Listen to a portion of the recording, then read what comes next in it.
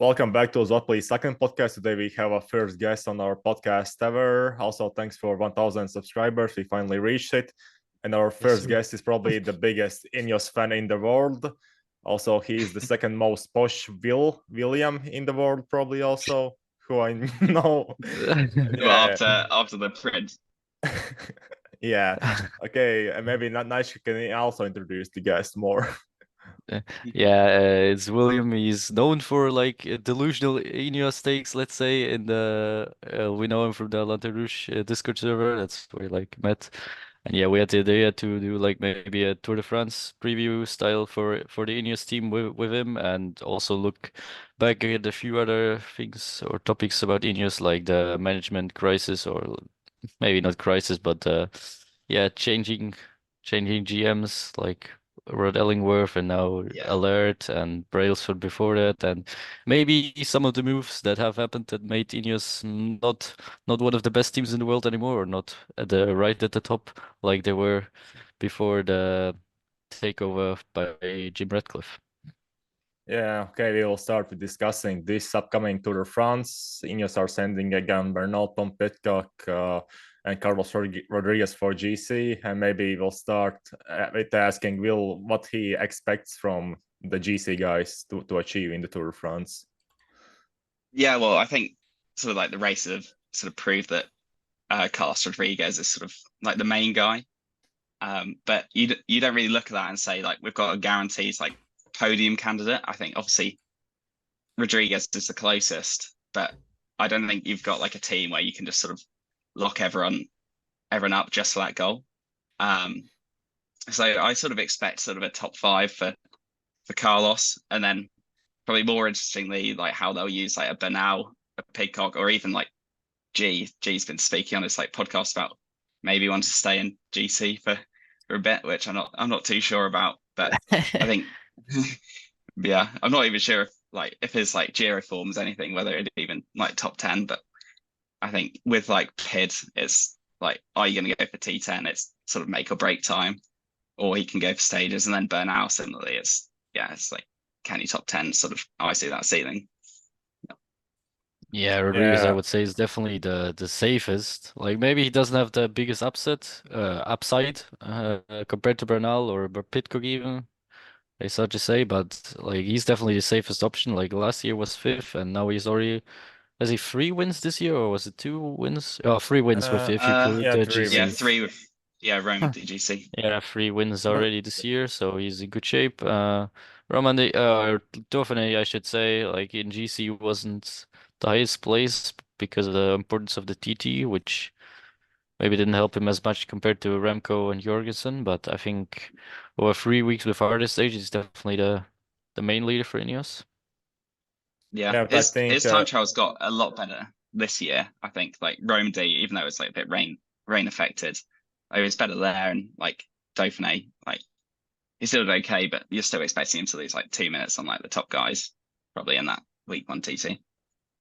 yeah, but if I would be a delusional Ineos fan, I would say Carlos Rodriguez should podium because last year, without the crash, he would finish already fourth, Yeah, really close to Adam Yates. yeah, And this year, Yeah. he might have been improved. And also in the betting odds, in the betting market, like he's right now, I would say sixth favorite, seventh favorite with Juan Ayuso. And we cannot know if Remco Evenepoel, Primoz Roglic, or even Jonas Vingegaard will be at yeah. their 100% or they will maybe crash at some point. So yeah, Yeah, I think Yeah, podiums I sort of see that as like a goal. And especially like week three seems like Grand Tours he just rides into like in Dauphiné, like he was really good like towards the end of that race, not sort of on the easier sort of Roglic type stages, but um, yeah, I would say definitely if the or like Rodriguez or like one of the other two podiums for Ineos, I think that's definitely a very, very good result yeah, for them. Maybe like looking at yeah, a stage win as well from the team, but yeah, if it's a podium, I think that's a very, very yeah, successful Tour de France with this team. And as you said already, like you don't have really the one super leader, so I think you keep the three options yeah, available, or at least two. I don't know how Pidcock yeah. does, but yeah, Yeah, because you don't. I also think like with now Jonas riding and the way like sort of Visma attack races, Like that sort of Yeah. like is your domestique train for Rodriguez to make the race hard, because that's like how they'll ride. Like you can only like you can only sort of like contribute a bit, or like if like Jonas leaves the race for any reason, or like you're in a bit of a tougher spot, then like that's where they come in. I don't really see like needing a train. Yeah. And again, like maybe we'll discuss what you expect from Tom Pidcock, because he hasn't performed with Tour de France GC yet, tracked on both editions. And let's say what Tom Pidcock should do in this Tour de France, and what is a good result in your opinion from him? I think a top 10's like, given the strength of field, would be like an amazing result. Like I sort of think he's getting towards there as well. It's just as consistency is like a huge thing. Like Swiss, like he starts a bit slow, but like towards the end of that race, he really like came into his own, even though like Almeida and Yates were up the road at that point. But and then like on Petrano and Tirreno. So like even though like this year like it's not been a massive step up, but it's a like big positive sign. But I do think this is kind of like make or break for I his do sort think of GC. what you mentioned, that it's a step up. I think it's definitely a big step up actually, because until this year I can't remember him performing like in even top 10 level in any of the 1 week stage races, or at Yeah, least he had did have like 0 top 10s in World Tour stage races before this year. So Tirreno and Tour de Suisse are both the best performances in World Tour races by him. Yeah, and he also climbed like at a very high level in both of them, or at least at a pretty decent level. Um, and even when Tirreno was like not the easiest stage, which is maybe a positive sign, because in the previous Tour de France, there also the 3 week accumulation comes into effect, but it was a step up that he also could perform in the hardest stages, which he maybe hasn't done so far. But what I want to ask is like, if Pidcock, I agree that it's a very good result if Pidcock top tens, but like even if he top tens now, is it even worth to keep trying for Yeah. GC? Because I just think he could win 2 stages every year in the tour, or let's say 1 stage in the tour every year with his abilities. Wouldn't that just be way more worthwhile for him? Yeah, I guess it depends like how he looks. Like if he's like up there on like some of the harder week 3 stages, like if he gets 8th or 9th, for example, but like he's coming like 4th on like the big GC days, like you got to say that's like a huge sort of positive sign. But yeah, it's a hard thing to say, because he could definitely like win tour stages easily. Like I watched the Alpe d'Huez stage back like last week, and it's just crazy how like strong he was compared to like the other guys in that break. I think that was after he like dropped, I think like stage 1 in Swiss, and I just decided to like go and maybe stage 3 first mountain day. I just decided I needed some hope to go watch back the Alpe d'Huez. Yeah, that was also like a strong breakaway, because I remember with Luis Manches, he was the second, I think, finished second on stage, and I think he finished like 7th or 8th in the GC of the Tour de France, so he was climbing very well throughout that race, and like Pidcock destroyed him on the final climb, doing a very good performance as well after a hard stage from the breakaway. So yeah, maybe he can also do the hard stage. It's just the problem, the many stages after each other every day being up there in GC. Yeah. But again, the problem, I'm looking at the betting markets, and Tom Pidcock is like 15th favorite, like together with Alexander Vlasov and Felix Gall. And this Tour de France is like so stacked that he should probably like hunt for stages and be like Julian Alaphilippe 2018 version. It's a ridiculous field. Like it's sort of like working back the maths. Like Pidcock's the worst climber than say like an Almeida or like a Vlasov, but then like they're going to be like the guys who are going to be like 8th, 9th, 10th when you see like the guys ahead. But yeah, I'm sort of, my biggest concern is like how the team will use him. Because like obviously Unchained came out last week. It saw sort of Cummings calling him back to Rodriguez on Colombier, which like he shouldn't have been like called back then. Like obviously if Duplan happens like the day before, then it's like then that's like a fair call. But it just seems like, I don't know if the management sort of is a bit more sort of fatigued with like the GC failures than a lot of INEOS fans. Yeah, I mean, I know what you mean with the scene that you mean, where they called him back on the Columbia, which was like, was it only like a 1 kilometer sprint basically? Like at that point, isn't it? It's Yeah, completely pointless to like have a domestique or have someone working. It's yeah, basically just a sprint where Pidcock can't help Rodriguez. Anyways, and even at that point, I think Pidcock was just like 1 minute or something behind Rodriguez in the yeah, GC. Like it wasn't far. So yeah, maybe like Ineos, like they keep pushing the idea or keep trying to let Pidcock go for GC, but then you have him like yeah, not go fully for himself in a position where he's actually in a good position on GC. I think it's just yeah, pretty crazy, crazy, yeah. crazy. Because that was after Puy de Dôme as well when he performed like better than Rodriguez there as well. Um, Yeah, but and yeah, then maybe it's like crazy. just. Maybe just shows the bigger issues that we are going to talk about later as well with the management and the de-essing tactical Yeah, decisions, maybe. yeah, Yeah, definitely. okay. Yeah, we can also mention Egan Bernal, who has performed this season. He might also be at his best shape ever, but everyone else has improved the watts per kilo. And maybe Yeah. your thoughts on his chances in Tour de France, and also what you expect from him in the future, as he has the contract until 2026 with Ineos. Yeah, he's made a big sort of step back in his recovery. I'm still a bit sort of concerned about like how that will go like in a Tour GC battle. Like I sort of see like top 10 being like the ceiling. I would have rathered him go full for like the Giro, although that was hard. Like when it was only obvious his form had really returned in like Catalonia.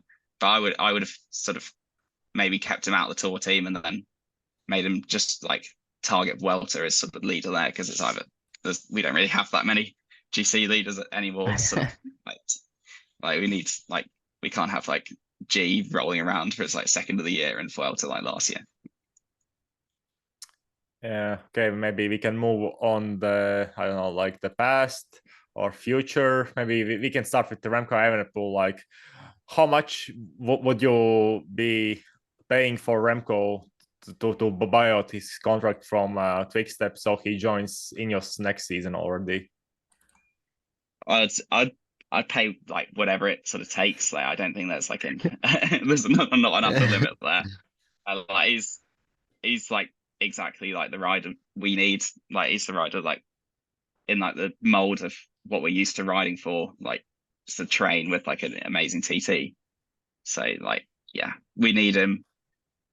Like he might need us. Like I keep sort of like eyeing up like what's going on at Quick Step just because I'm sort of like greedy and like window shopping. But yeah, like I think it could like fall apart a bit with like Quick Step if sort of like the Dauphiné sort of form carries into the tour and then like Ineos is sort of like a perfect destination for him, I think, because he's like he walks in day one and he's like the top dog. Yeah, and do you think he will actually join Ineos even like after 2026 or at some point in his career? Uh, my head says no, my heart says yeah.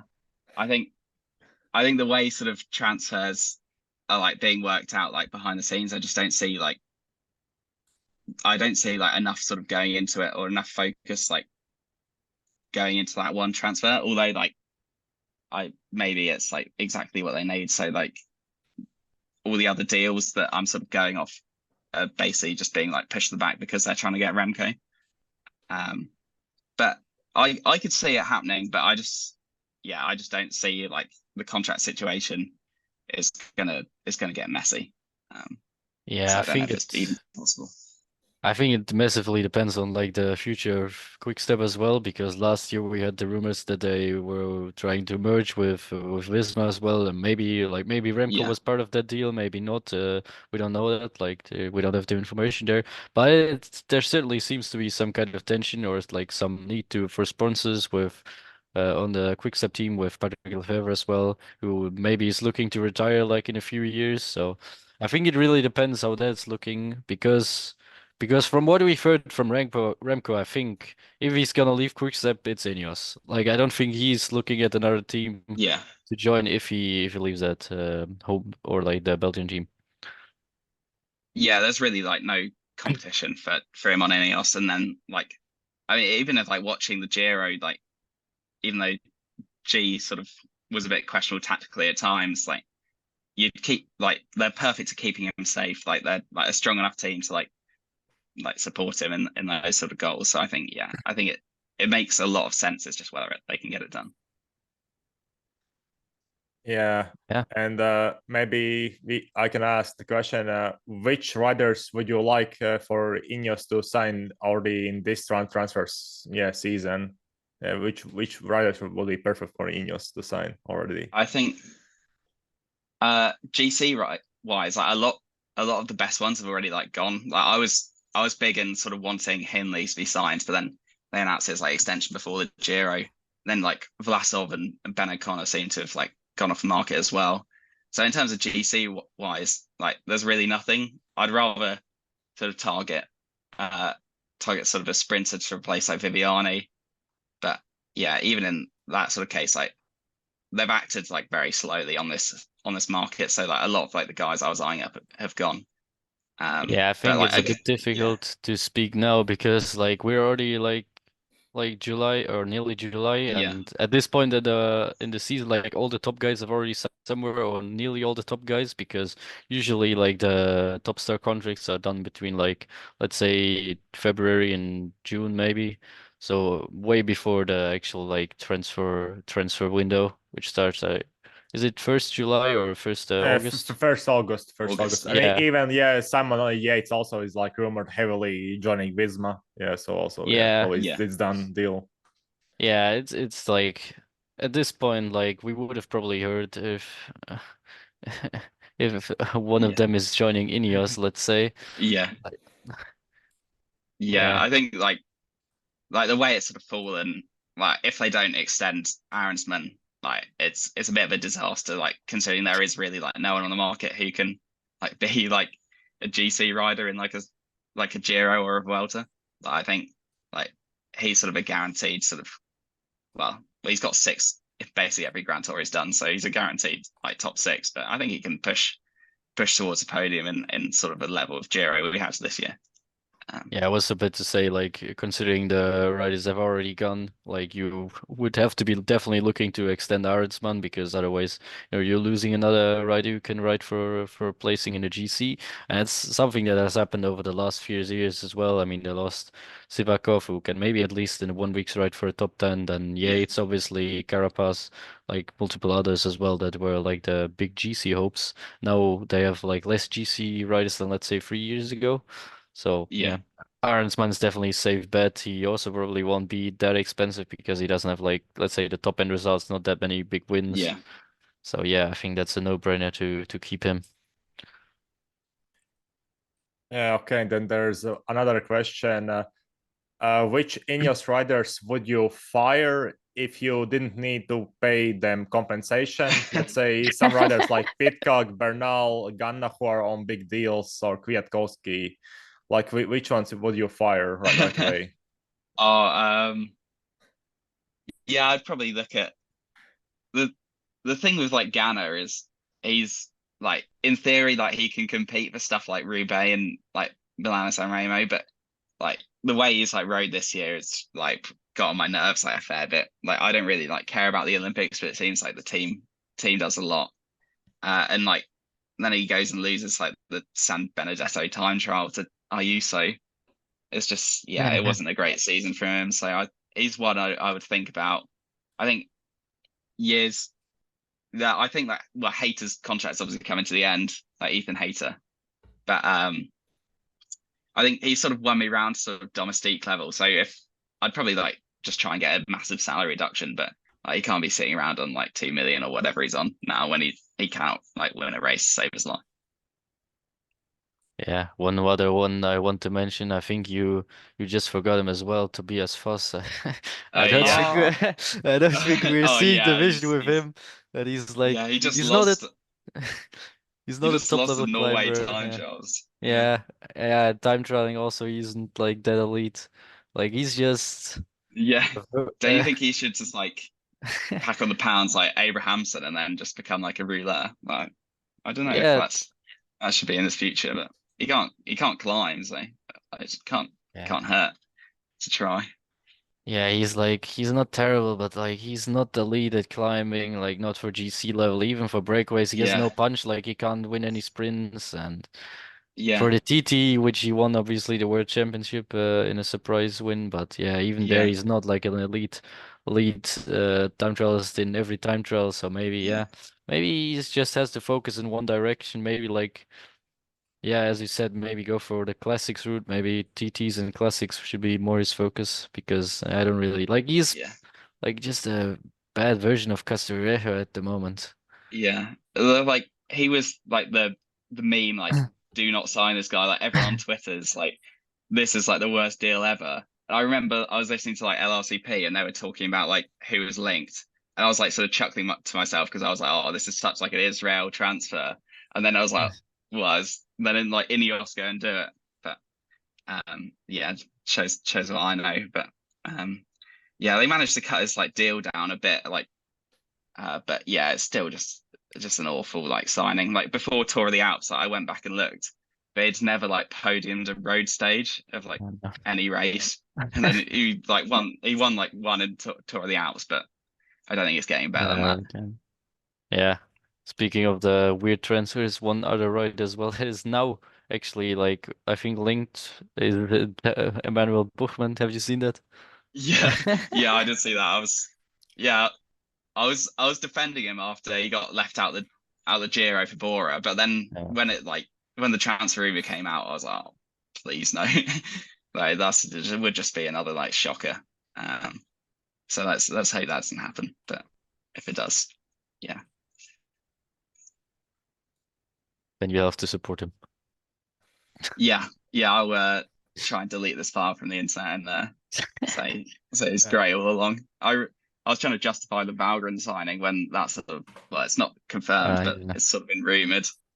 I think I called it like Moneyball based Yeah. on it Well, not No, being the no, the going to no. be on Moneyball more than I signing, thought.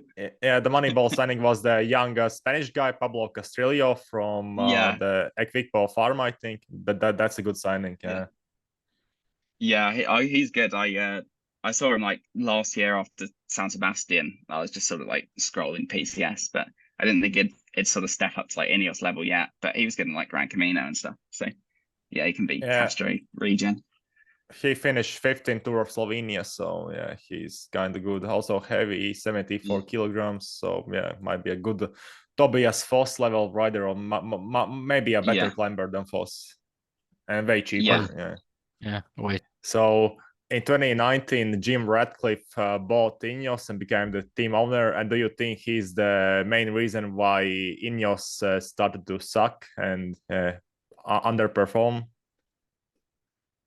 Yeah, he's a big reason. I think like he just seems to be obsessed with like getting his own sort of input in on everything, but then at the same time he like doesn't know anything about the sport. No, I don't know how many sort of races he's watched over the years, but I don't think it's many. I think he might watch like a couple of tour stages, but yeah, when you're signing off on like where you're holding off every signing and then sort of okaying stuff like Foss, like it does sort of paint a bad picture of sort of mismanagement and not just letting the cycling guys deal with everything. Um, Yeah. Yeah, it seems to me like a bit like he just liked hearing the idea that, winning the Tour de France with his team, and that's yeah, basically the only thing he seems to care about, or like maybe also the Olympic medals he finds nice, but like he seems to be really obsessed with Tour de France, but like he yeah, doesn't really understand the sport much, and as you said, like from what we've heard, like sign off on every transfer, he has to hear every idea before he can, before like uh he accepts it, so the GM can't really do anything without his acceptance, yeah, let's say. So yeah, it's maybe like it's not ideal, definitely the yeah.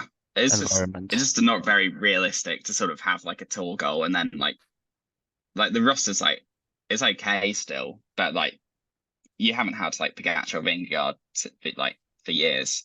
So like you should have probably worked out that like you probably need to like reprioritize. He does seem to have sort of like stripped a few of the staff. Like obviously like Brailsford's was sort of like the guru for the team, but he's now like head of INEOS Sport, like working on like Man U sort of full time. So not even sure like if the cycling team is like a priority anymore. So we'll sort of see how Yes, the investment goes.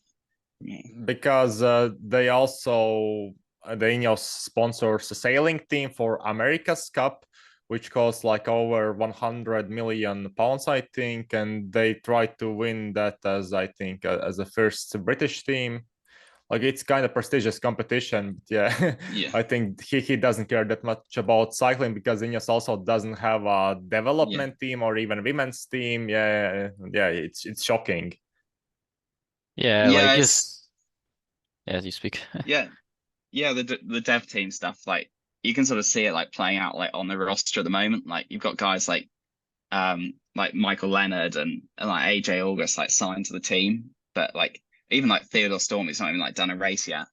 But like they're signed like because like you don't have like a dev team, and like even though like the calendar's been sort of like cut back like quite a lot, it's just a couple like waste of a roster spot when like you could just have them on like the dev team and then like bring them up the traditional way.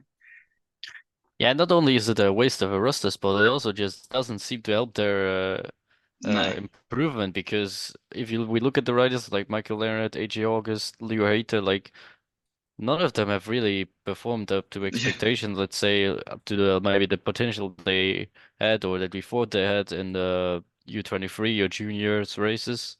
Like all of them just are irrelevant World Tour riders at the moment. Yeah. And I think it would definitely help them if they like race maybe more at the level they are at, like for wins, etc. At like at the dev team, as you said. Yeah. Like Leonard rode a UAE tour with like a broken hip or something. So it's Oh like yeah, that as well. What the he's got fuck? no chance. He's got no chance if that's like sort of the development conditions. Yeah. Also, Carlos Rodriguez was, I think, the first rider on Ineos who was coming there straight after juniors. Yeah, in his first season, he didn't show anything useful. It's also a COVID season. But yeah, then he improved. Maybe it will happen with AJ August. But yeah, I think Yeah. it's not helping for development, at least like mentally, maybe also. Yeah, Yeah, for it's a sure. bit of a weird sort of a mix. Like you've got this sort of like short-term tour goal, but then like you're bringing in like five guys who like aren't going to show anything for like 4 or 5 years. Like at that point, like they might have like pulled out or something. Like yeah, it doesn't really seem to like match up like the thinking there. Yeah, and also if you had a chance to sign anyone as a general manager of Ineos, like anyone, like even Jose Mourinho, who would you pick? Yeah, Anyone, yeah, probably Jonas, just because like it's a guaranteed like tour win, and then like you have Jim off everyone's back, Uh, and you can sort of just Uh, let them cook a bit. okay, and exclude any riders. Yeah, which person would you sign as a general manager? Yeah, Um. Oh yeah, as a manager, I don't know. Well, because we're in the Discord, I think like most senior guys have just like been like tagging like LR and saying like you need to come to INEOS, but I don't think well, he's just got a promotion, so I don't think that's likely. To be fair, I try and get like Dave back in, or just try and like poach someone from like Visma, but it seems like they're sort of like secured, and like why would you leave there? I don't have anyone really to mind other than those. yeah. yeah, But again, I like think. it's maybe possible because the Marin Zeman is going to a football club. Maybe if you Yeah, offer him a bigger bag. yeah, yeah. I could see that. I could. Yeah, I'd definitely like get him in, and then he can like bring the whole team with him, and he's sorted. But I don't really see them being that proactive. They just sort of hide jobs for the boys or anyone who's been involved in British cycling in the last 20 years. Yeah, I don't think it's really realistic to get Zeman or anyone else from other teams in. Although I think, Yeah, I think Ozo and me, think we would pick the same person. If you could pick a yeah, GM, we would pick Matchin, right? I would pick Yeah, yeah, Matchin yeah. He's because the he best has, scout, of course. Yeah, yeah, yeah. because of his It's scouting, he's scouted the top guys. You Remco, Pogačar, Almeida, Ayuso, like yeah. all have been like he's been involved in at least in scouting. Oh, yeah.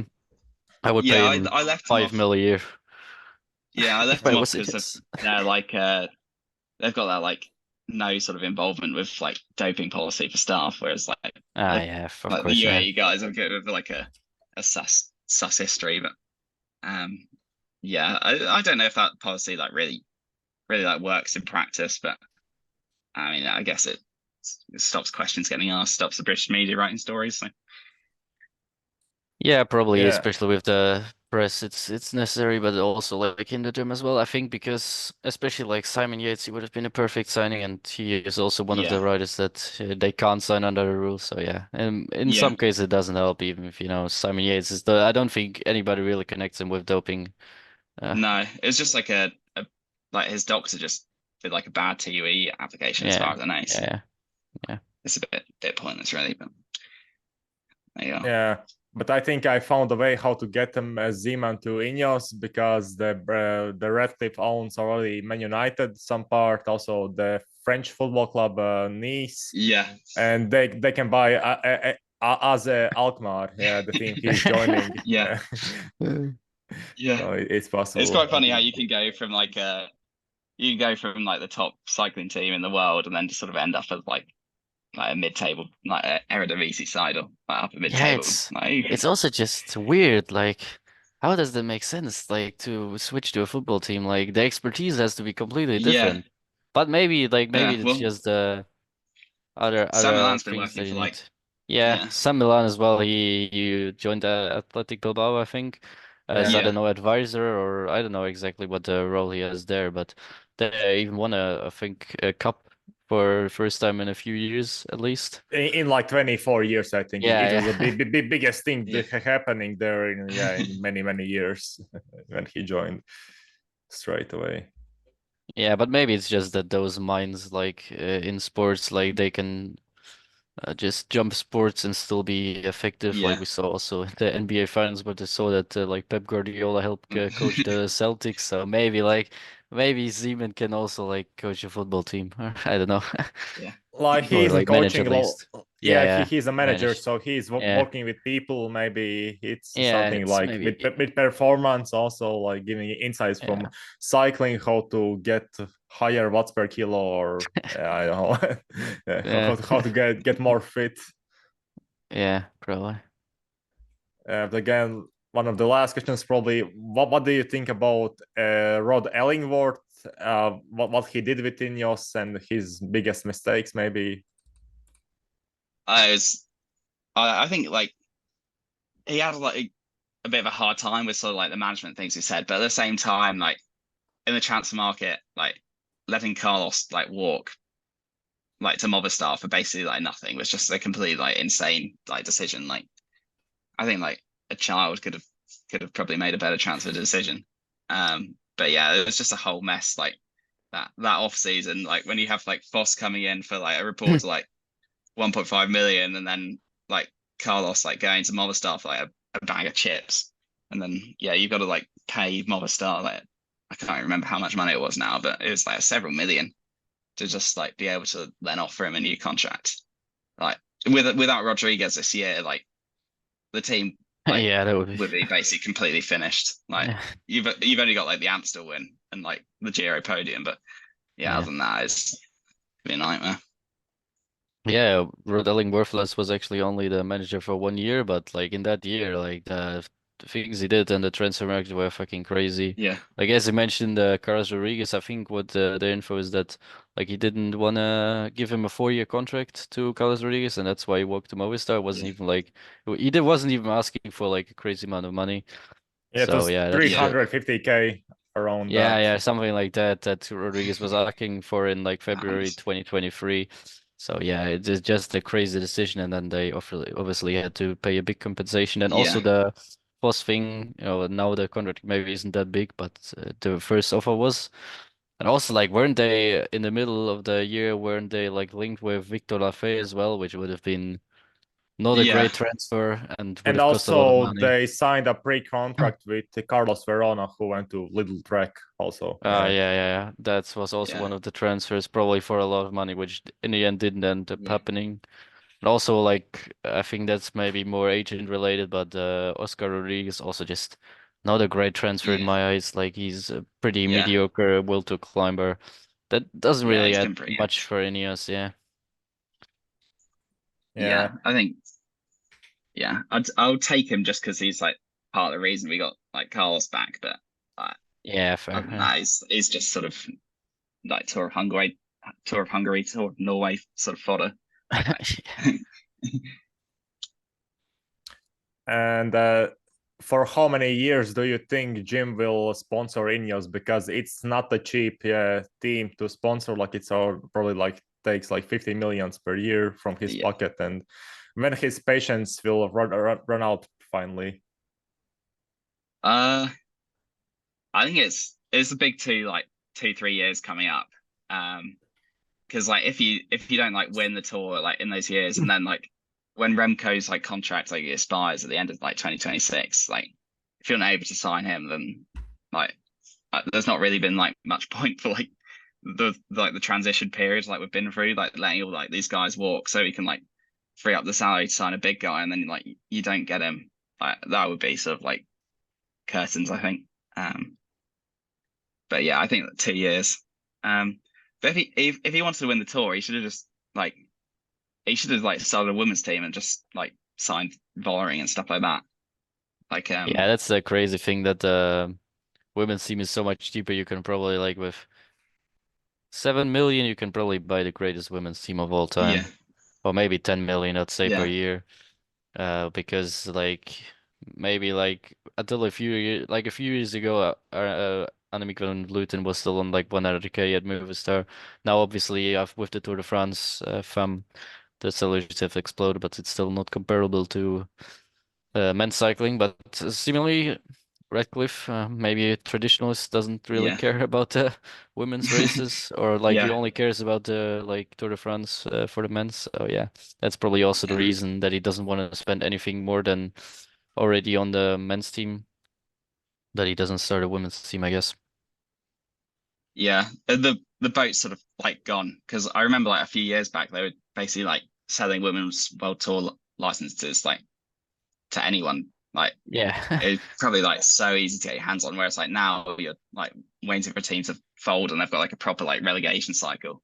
So yeah, the boat's been missed on that one. But also don't blame him for like when you're already paying like 50 million or whatever total salary for the team, like to increase that, like when it's already like not fulfilling like what you'd hoped it would be. Yeah, I also don't think like his goal doesn't seem to be like maximum sponsor exposure or anything. I think it's just really the goal Yeah, to win the tour as like a personal achievement, let's say for him. And it's also like yeah, because I think the from a sponsor type of view, it would probably be worth it to yeah, like create a top women's team for sure. yeah. He's just sort of interested in like riding around Monaco with G. Like he did like he went on like one of your competitors' podcasts for like what's occurring, but yeah, he was just like saying about like how like proud he was to like have ridden with G and stuff. And you're like, yeah. And then like the other stuff he was saying is like we don't want to like buy like talent, we want to like grow it. It's like that's not really like why you're here. Like you got like the money, we need to like fork out for like a guy like it's also like yeah, it's not why he's here either. Like from his perspective, he wants to win like the tour like as soon as possible. So I didn't really buy much of what you were saying there. Yeah, but actually, the easiest way how to win Tour de France will be probably sponsor Visma when they needed a sponsor Yeah. last year. Yeah, they joined as Visma Ineos. Yeah. Yeah, Well, Imagine not that sure how many happens. yeah, I'm not sure how many riders had taken the merger from us. Probably only Pidcock and a couple others and Carlos, but yeah. okay, yeah, that's probably all. Thanks for listening. This is also our first guest, but probably also not our last guest. Yeah, thanks for having me guys. It's a lot Yeah, of fun. thanks for being on.